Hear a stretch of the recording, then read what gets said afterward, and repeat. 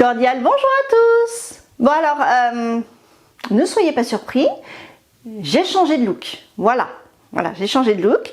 J'avais envie de tout couper cet été, j'avais chaud, donc je suis très contente de ma nouvelle coupe, mais ça va peut-être vous surprendre. Tadam! Voilà, c'est la nouvelle Belle en Bulle. J'espère que ça vous plaît. Bon, on n'est pas là pour parler de mon nouveau look, on est là pour parler de mon nouvel haul achat manga. Assez dense pour cette fin septembre. Il y aura des nouveautés, bien sûr, comme d'habitude, des séries que je poursuis, mais aussi j'ai trouvé quelques pépites en occasion et je voulais vous les partager. C'est parti!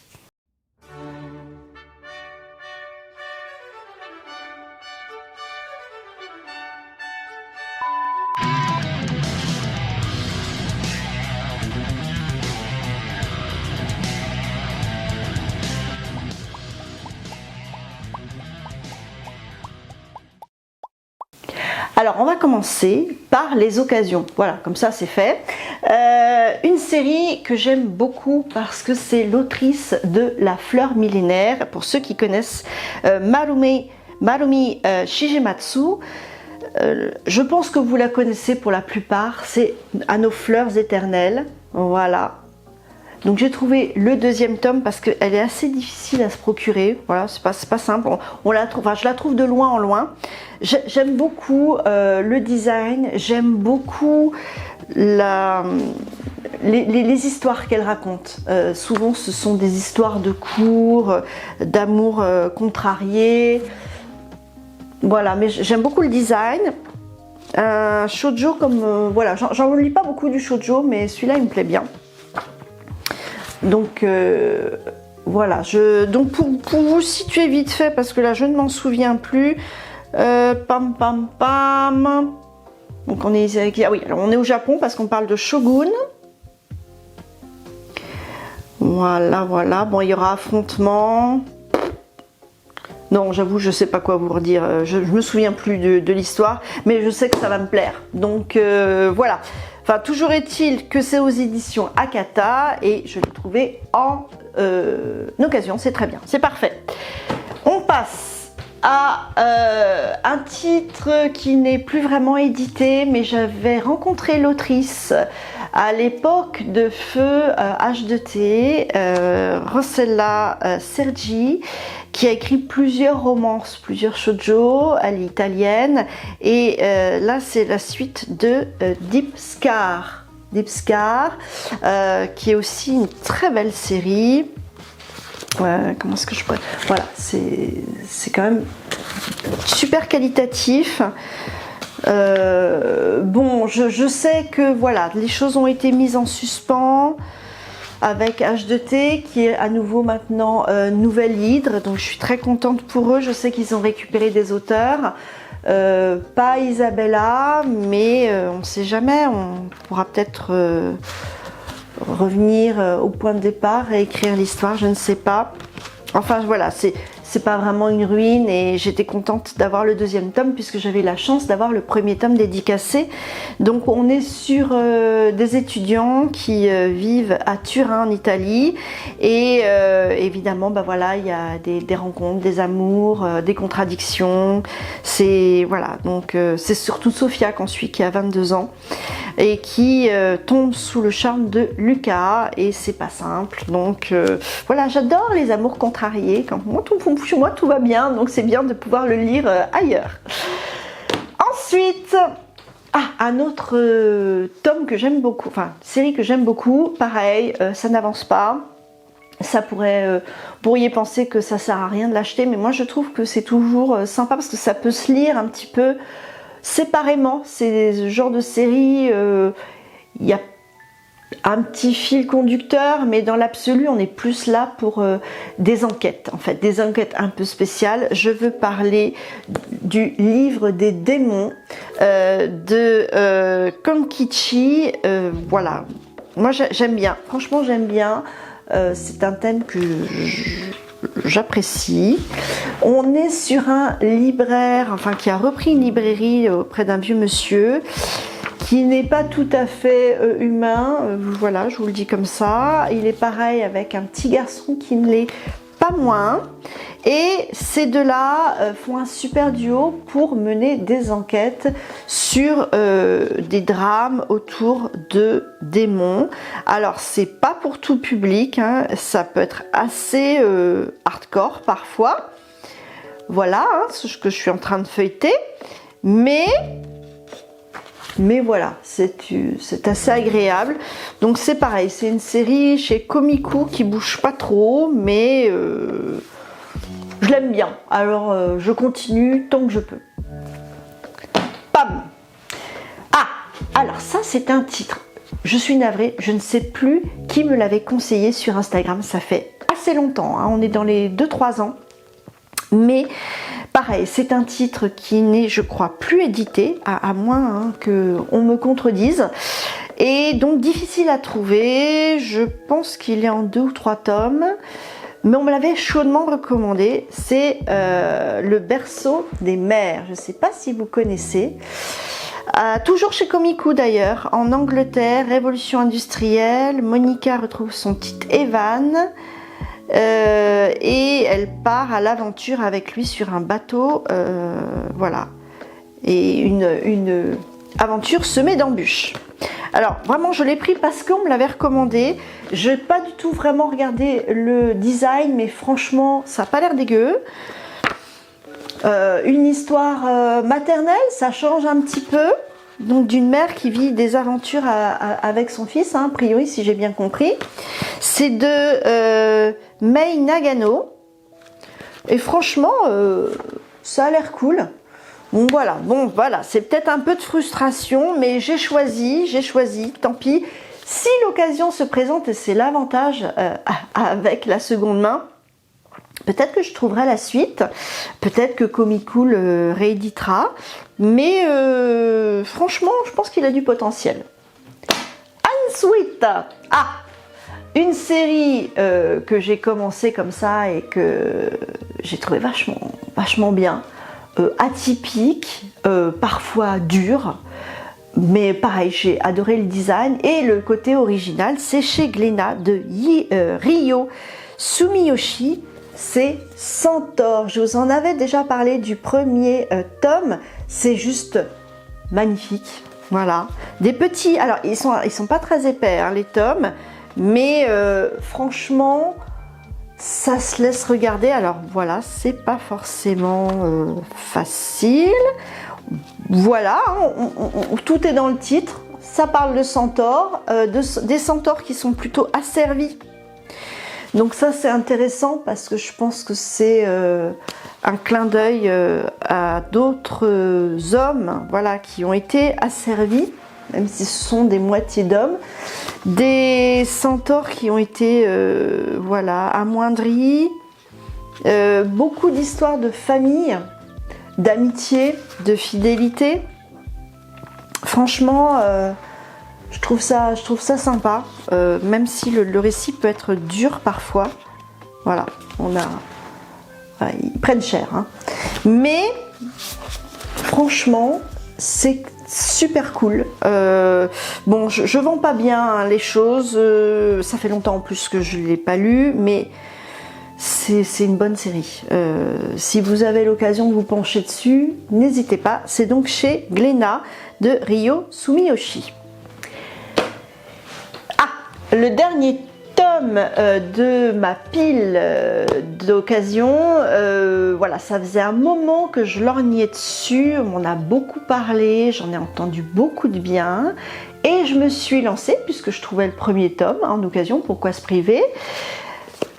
Arte, voilà, Arte, toujours chez Komiku. Non mais franchement, Komiku, petit clin d'œil, j'aime bien vos titres, je trouve que c'est original, c'est... Voilà, il y avait beaucoup d'humanité dedans, de rêverie aussi. Franchement, sympa. Petit clin d'œil, j'aime bien. Alors, promis, hein, je compléterai pas qu'en occasion, mais voilà, j'ai trouvé. Alors, on suit une jeune fille à la Renaissance, si je ne me trompe pas, qui s'appelle donc Arte. et qui un peu essaye d'aller au-delà de la misogynie des artistes, le côté patriarcal de la société, les freins, les barrières qu'on met aux femmes parce qu'elles sont pas capables de faire autre chose qu'enfanter et faire la cuisine. Hein? Voilà. Donc, certainement une artiste comme Artemisia, très connue, hein. Voilà, peut-être un clin d'œil, un parallèle à cette artiste italienne. Mais pareil, un design pas dégueu et une petite héroïne pleine d'énergie, ça fait plaisir.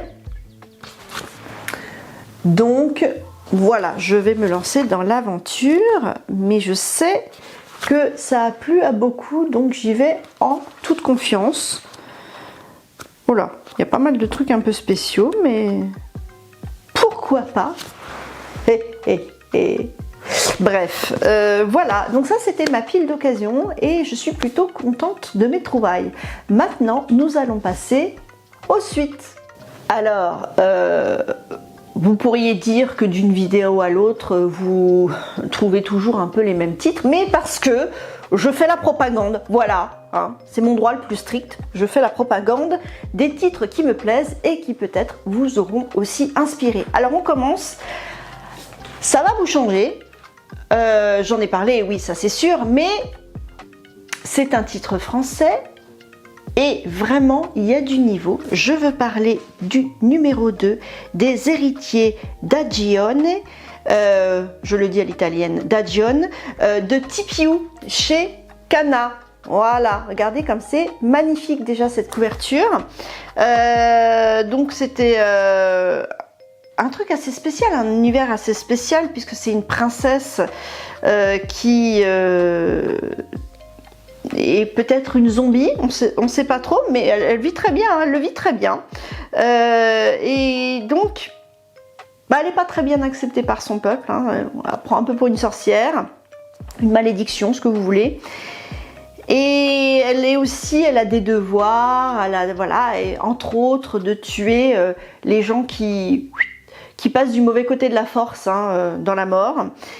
Bref, les âmes qui putride, qui pullule, qui voilà. Alors elle assainit tout ça. Et donc voilà, qu'est-ce que je pourrais vous montrer? Bon voilà, hop. Tout ça c'est très très propre au niveau du dessin. Bon, j'explique très mal, mais vous le savez, c'est de l'à peu près total. Mais bon, j'espère que ça va quand même vous donner envie de le lire. Donc voilà, notre petite princesse Adalise. Oh là, ça bouge pas mal. Ouh, c'est pas pour tout public, hein. Non, mais je dis, voilà, c'est un peu sanglant. Bon, après, c'est un très bon manga. Made in France. Cocorico, pour une fois, on le souligne. Ensuite, nous avons le grand écart, nous n'avons pas du tout le même thème. L'amour est dans le thé numéro 4. Et oui, ma petite Madeleine de Proust, voilà, c'est sympathique comme tout, c'est tout tranquillou, enfin tranquillou, pas vraiment pour les protagonistes, parce que bon, ils ont des petits problèmes avec leur plantation de thé, mais rien qui soit terrible et qui ne s'arrangerait, hein, voilà. Donc, on suit le petit couple, on a toujours des tribus, hein, des gens qui bougent un peu, qui nous embêtent.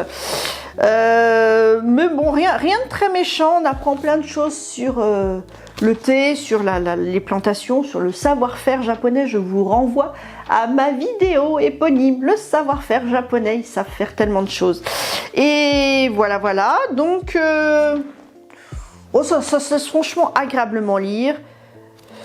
Franchement, c'est sympa, c'est une petite vie de famille bien sympathique. Donc, L'amour est dans le thé de Umebachi Yamanaka chez Glénat. Voilà. Pomme. Ah bah voilà, j'embraye, hein, on est direct pareil. The Blue Flowers in the Ceramic Forest, et ça pouvait être plus long, ce serait encore mieux. De Yuki Kodama chez Mangetsu. Alors pareil, c'était dans ma vidéo sur le savoir-faire japonais. On suit cette jeune fille et ce jeune homme qui sont des céramistes, vraiment des artistes. La céramique, forcément, c'est comme aussi en Corée, très connu. Vraiment, la céramique japonaise, elle est connue, surtout pour son blanc et bleu. Et on suit ce duo d'abord. C'est un duo de collègues qui petit à petit tombe un petit peu dans l'amour, je dirais. Voilà, on en a des preuves. Le dessin est très sobre, mais je trouve qu'il colle bien à l'histoire. On est vraiment dans des explications intéressantes à suivre sans être lourdingue sur ce métier. On a des très belles pièces voilà, qu'on peut voir. On a vraiment des beaux décors. C'est travaillé, vraiment. C'est pas qu'une amourette, c'est vraiment le point central, c'est le savoir-faire de cette spécialité-là. Et donc voilà, il y a plein de petites choses qui se passent. Ça, je crois qu'on est à 10 tomes en gros au Japon. Alors, ça commence à être une série conséquente. Bon, là aussi, il y a des empêcheurs de tourner en rond, mais sinon ce serait pas drôle. Hop, voilà, par exemple. Donc voilà, je serais ravie de redécouvrir la suite de cette série Seinen. Alors ça, c'est mon petit plaisir. Non, pas coupable, non. C'est un très bon shonen. Je me sens en symbiose avec ce personnage au nom improbable. Je veux bien évidemment parler, et je l'ai pris en version métallique parce que voilà quoi. Kaiju numéro 8, Kafka, mon copain, mon binôme, Kafka mini, Kafka grand. Donc numéro 12 de Naoya Matsumoto chez donc forcément chez Crunchyroll, voilà. Mais très honnête, franchement, ouais, regardez, franchement, ça va quoi. Vraiment bien, toujours des trucs sympas derrière. Et bon, on va voir. Je les avais laissés. Quand je les laisse à la fin d'un tome, c'est toujours la merde. Mais bon, c'est normal. Ce serait pas drôle si ce n'était pas le cas. Ils sont là pour en chier nos personnages. Donc, sinon, c'est pas drôle. Voilà. Plus ils sont gros, plus ils sont hargneux, mieux c'est.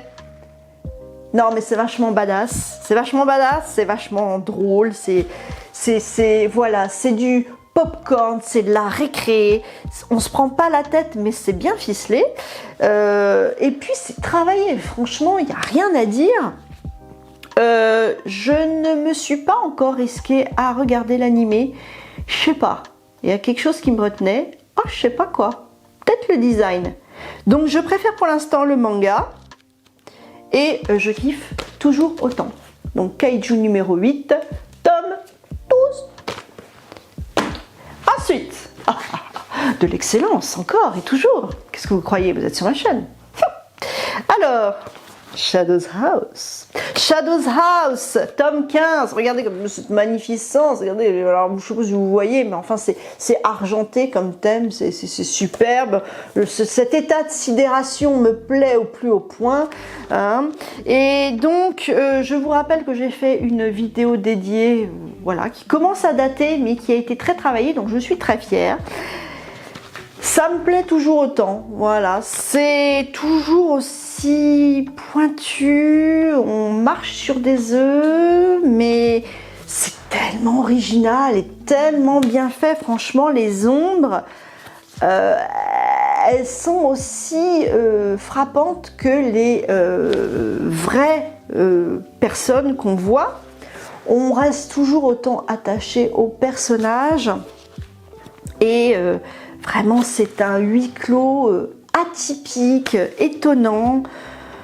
Ouais, je l'ai vu nulle part ailleurs. Nulle part ailleurs, c'est magnifique. Donc, c'est chez Glénat. Glénat aussi, ils ont des super titres, il n'y a pas à dire.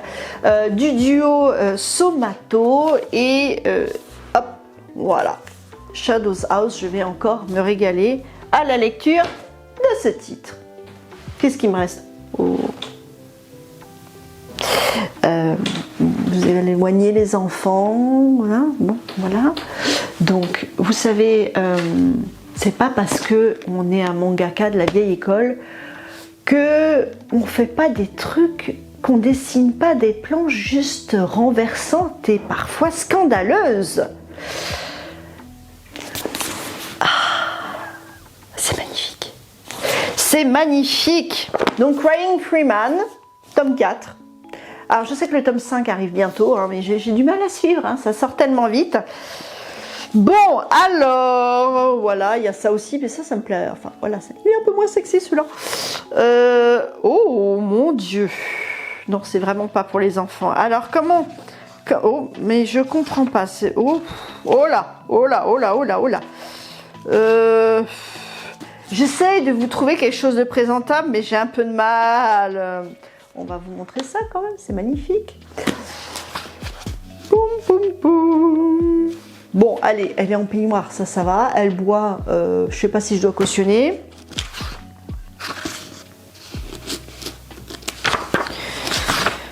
Voilà, traditionnel, hein, notre tueur. Bon, est-ce que je dois vraiment vous le représenter, notre tueur qui pleure à chaque fois qu'il doit tuer parce qu'il est sous la contrainte et qu'il a une chérie qui le suit.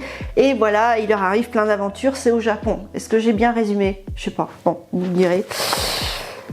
C'est assez magnifique, il n'y a pas à dire, c'est assez magnifique. Bon, voilà, c'est pas pour tous les yeux, mais c'est patent, comme tout ce que fait Ryoichi Ikegami, parce que là il est au dessin, mais il est sous la houlette au scénario de Kazuo Koiko. C'est un super duo et je ne me lasse pas de Crying Freeman.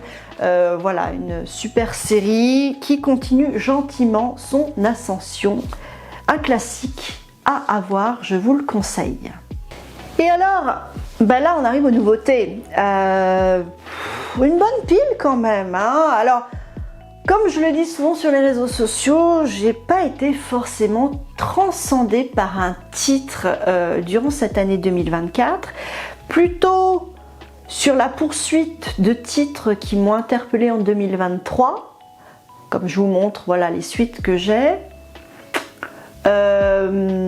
J'attends encore le titre qui, voilà, va me scotcher. Mais quand même, il y a des super mangas, des super histoires qui m'ont beaucoup plu. Donc je fais des tentatives, des recommandations, des impulsions. Je ne sais pas pourquoi, je les prends, je me dis allez, on verra bien. Je ne sais pas si vous êtes comme ça. Et donc, on commence par chez Doki Doki, La romancière et le mercenaire. Pourquoi j'ai pris ce titre? Sans doute à cause du titre, déjà. C'est un titre collégial, scénario Asovu Minami, dessin Nashio Murayama et character design Tokalegs. Voilà, premier titre, premier tome. Donc voilà la romancière en question. Hop. Voilà, je connais pas vraiment les tomes que je prends, donc on découvre ensemble, hein. Voilà, ça va être encore de l'à peu près, du grand à peu près. Donc une romancière en quête d'inspiration part explorer la noirceur d'un monde oublié, ok. Pam pam pam, donc elle est dans un chemin de fer transcontinental, prend le train, elle rencontre un mercenaire. Oui, le métier de mercenaire est devenu obsolète. Donc elle rencontre Sword, un ancien mercenaire, donc au chômage, et elle lui fait une offre. Et sa mission consiste à l'escorter jusqu'à une chaîne de montagnes maudites. Et en fait, leur voyage va les entraîner vers une machination de l'État et de l'Église. Voilà. Qu'est-ce que ça donne? Voilà. C'est en 3 volumes. Donc ça c'est déjà... Ah oui, c'est peut-être pour ça que je l'ai pris aussi. C'est en 3 volumes. J'aime bien les séries courtes parce que bah, du coup c'est pas trop onéreux. Et puis voilà, ça dure pas trop dans le temps. Hein, parce que parfois on sent que ça s'étire en longueur, mais un peu plus pour la moulaga que pour l'intérêt de l'histoire. Alors, voilà, le chara design n'est pas dégueu. Voilà, tout à fait convenable, nos deux protagonistes. Hop. Ah, par contre, j'ai un petit peu de mal à le prendre en main, c'est un peu trop souple à mon goût. Bon, le train qui prenne, voilà. Attendez, là, c'est un problème quand même. Je vais l'enlever, le truc. C'est difficile la prise en main, c'est un peu pénible. Voilà, sinon c'est bien hein, au niveau, voilà. Je pense que c'est un petit peu côté steampunk et en même temps fantasy. Ouais, carrément même. Il y avait une silhouette humaine, qu'est-ce que ça pouvait bien être? Voilà. Il y a même de la royauté. Bon, j'ai quand même pas tout vous montrer, mais bon, ça devrait être assez distrayant, franchement. En 3 tomes, ça devrait être assez intelligible. Voilà. Alors, pomme, ça c'est fait. Ah, alors, une totale autre époque, nous passons au Moyen-Âge avec une mini chevaleresse. La naissance d'une chevaleresse par Masanari Yuduka. Et c'est chez Komiku. Coucou Komiku, rebelote. Alors, bon, c'est tout mignon tout ça. Alors on suit Rosa, qui est une fille de bonne famille, qui rêve de devenir chevalier. C'est quand même pas courant à l'époque. Et donc, à mon avis, elle se déguise en garçon. Elle a plein de petites tâches, voilà, elle entretient les chevaux, voilà, mais elle rêve de s'entraîner à l'épée. Tac, tac, tac, il faut quand même qu'elle intègre les usages et protocoles qui font un bon chevalier. Et donc elle rêve de son adoubement, mais elle se dit que c'est peut-être pas si fun que ça, au final, cette histoire de chevalier. Pom, pom, pom, pom, pom. Non, je trouve... Ça peut être sympa, franchement ça peut être sympa. Voilà, ça a l'air tout mignon.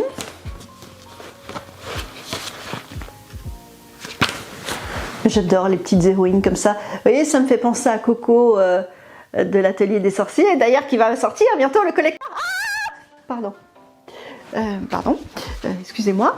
Alors, oui, donc charmante petite protagoniste, voilà, qui est volontaire. Et à qui il arrive plein de bricoles. Bien sûr, ce n'est pas de tout repos d'être apprenti chevalier, j'imagine. Voilà, mais l'important c'est de garder son rêve. Je ne sais pas en combien de tomes c'est, mais on verra. On verra si je poursuis. En tout cas, ça a l'air distrayant. C'est tout à fait convenable. On verra. Évidemment, le problème c'est que on est obligé de prioriser parce que il y a de plus en plus de titres qui sortent, que voilà, on doit se concentrer sur les séries qu'on a déjà. Et puis il y a une question de place aussi. Et arrêtez de me parler de dématérialiser, j'y suis totalement allergique. Voilà. Donc voilà, il faut un peu s'organiser. Et parfois, je serais peut-être amenée à ne pas poursuivre certaines séries. Mais on en est tous là. Hein. Alors, qu'avons-nous par la suite? Ah, alors je l'ai acheté, j'ai acheté les 2 premiers tomes. Pareil, je crois que ça m'a été recommandé sur Instagram, mais je me souviens plus par qui. Pardon. Et donc, My Dear Detective. My Dear Detective, donc c'est chez Kiyun, c'est un seinen de Natsumi Hito. Et alors, c'est une sorte de Sherlock Holmes et d'Hercule Poirot. Ok. Tac, tac, tac. Première femme détective au Japon. Dans la fin des années 20. Alors ça, j'aime bien. J'aime bien, je crois que c'est l'ère Showa. J'aime bien qu'on parle de cette ère-là parce que ça change de l'ère Edo.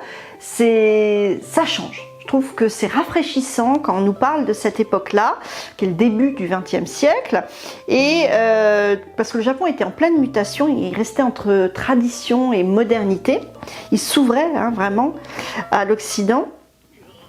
Et donc elle fait toutes sortes, elle est détective, elle fait toutes sortes de choses, hein, aussi bien les adultères que les personnes disparues, que les affaires non élucidées, rien ne l'effraie. Pam pam pam. Elle est abordée par un élégant serveur du nom de Saku qui lui confie une étonnante mission, retrouver la propriétaire d'une chaussure ornée d'un véritable diamant. Bon, ça se refuse pas. Pam pam pam. Ah oui, mais Saku n'est pas vraiment celui qui dit être. C'est là où c'est intéressant. Donc elle a de quoi faire cette jeune femme. Donc elle s'appelle Mitsuko. Voilà, je vais quand même vous montrer à quoi ressemble le design. Si vous voulez un truc un peu parlant qui pourrait montrer un petit peu ce nouveau siècle. Donc voilà la fameuse chaussure. Hop. Le Saku en question, notre héroïne.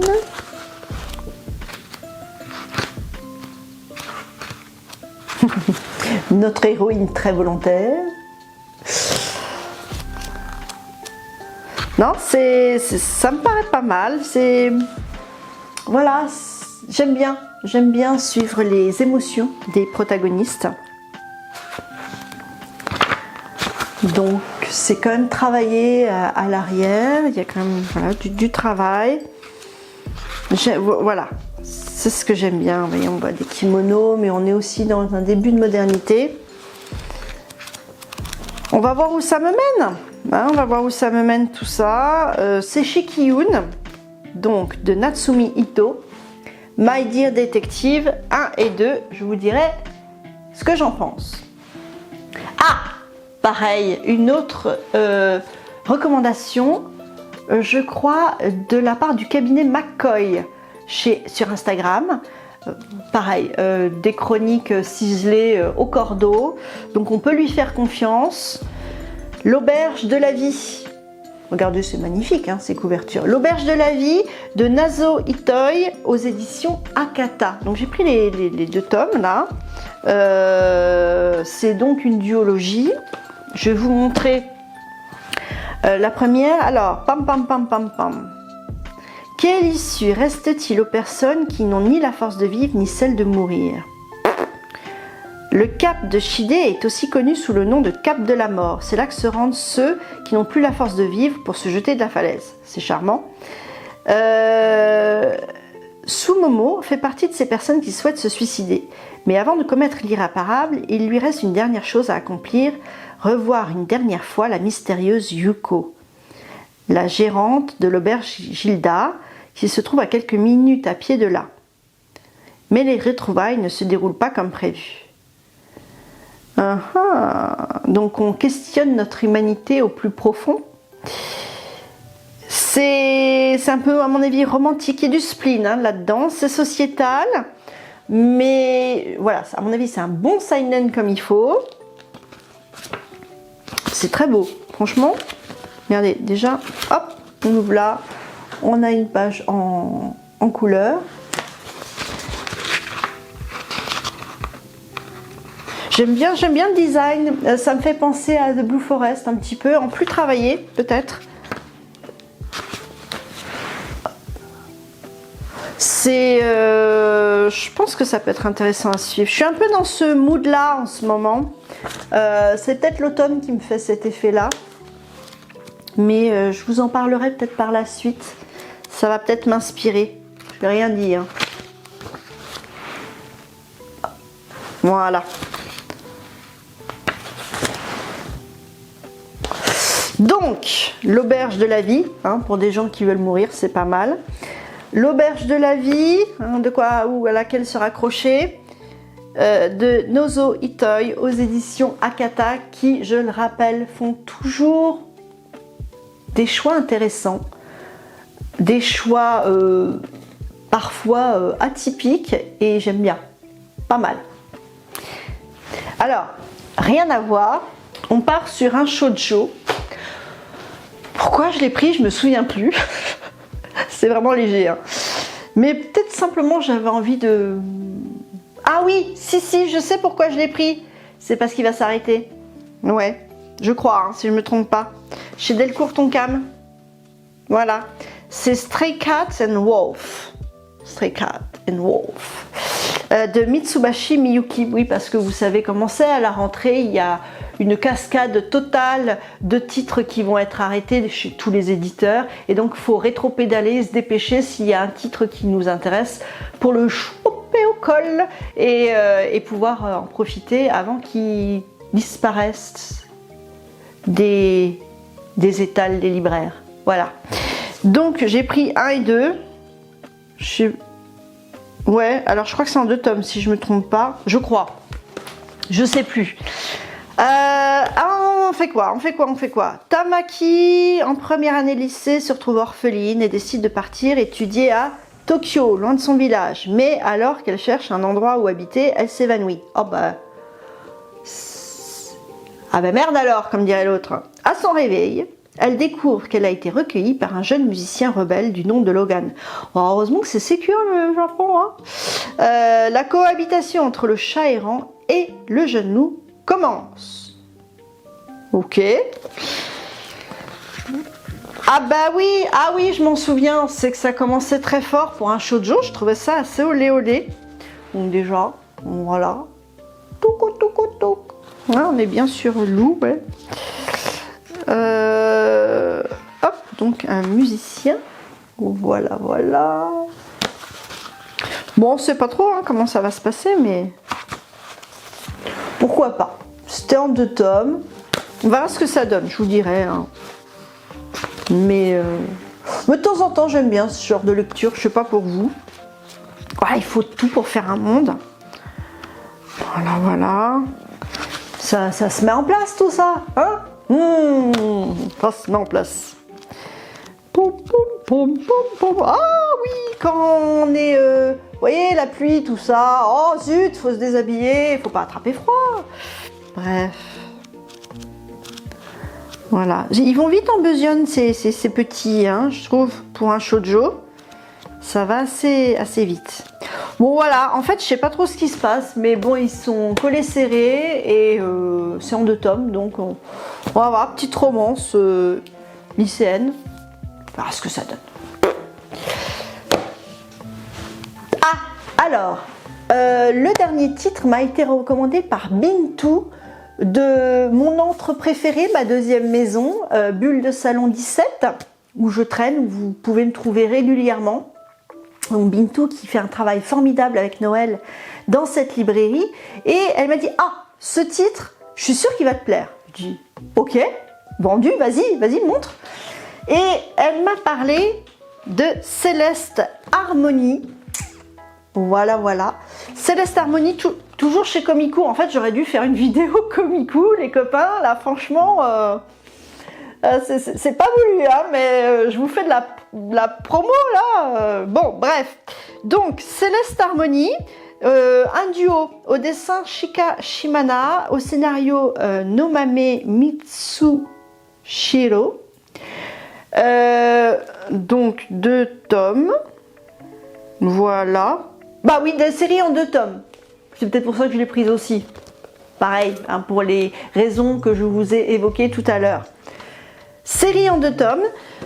Olé, vous allez me détester là, je martyrise du manga. C'est tombé tout seul, c'est le fantôme de la maison. Voilà, une petite héroïne pareil, bien vive et sympathique. Alors on est dans le Paris du 18e siècle. Le bonheur d'une femme est de tomber amoureuse d'un charmant jeune homme et de l'épouser. Poncif. Mais Sophie, la fille d'un marchand de tissus, pense nuit et jour aux mathématiques. Et lors de sa première invitation à un bal, elle décèle les tricheries derrière un jeu de cartes entre adultes grâce aux chiffres. Ah ouais, ben ouais, ça c'est vachement bien ça. C'est vachement mieux que les mariages arrangés. Vachement bien. Alors, voilà, le jeu de cartes.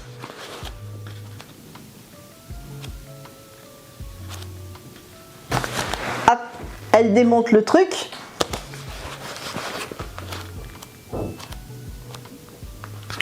Ouais, elle a tellement rien pour écrire qu'elle va sur les vitres. Attendez, je vous retrouve ça. Je trouve ça génial.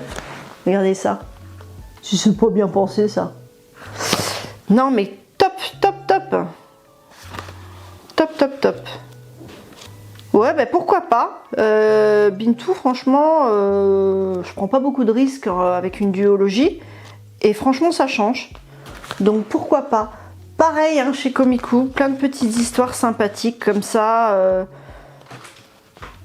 Qui sont, voilà, originales, je trouve, qui changent un petit peu, rafraîchissantes.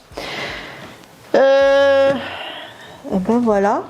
On est au bout de ce haul achat manga. J'espère que vous n'êtes pas trop ennuyés. J'étais comme d'habitude hyper claire et précise dans mon propos. Et voilà, j'espère que vous avez quand même passé un agréable moment avec moi. Si vous avez des titres que je partage avec vous, bah surtout n'hésitez pas à le dire en commentaire. N'hésitez pas à réagir en commentaire. J'aime vous parler en commentaire, n'ayez pas peur. N'oubliez pas de laisser un petit pouce en l'air parce que ça, c'est toujours apprécié.